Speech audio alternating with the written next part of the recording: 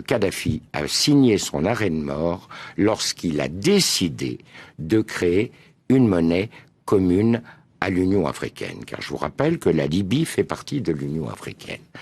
Que le siège de cette banque, de la banque qui devait émettre cette monnaie, avait déjà été fixé au Cameroun.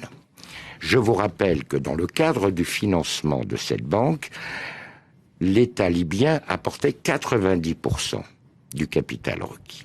Ce qui permettait ainsi à l'Union africaine de sortir des griffes, ou des pays membres de l'Union africaine, de sortir des griffes des bailleurs de fonds internationaux dont l'aide repose sur le dollar.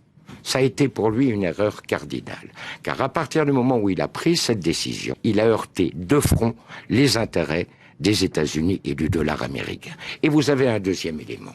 Du temps du régime, les compagnies pétrolières étaient strictement encadrées.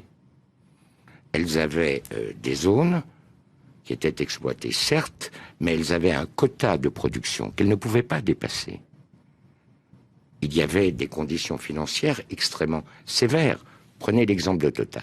Total devait reverser à l'État libyen plus de 85% du résultat de l'exploitation des zones pétrolières.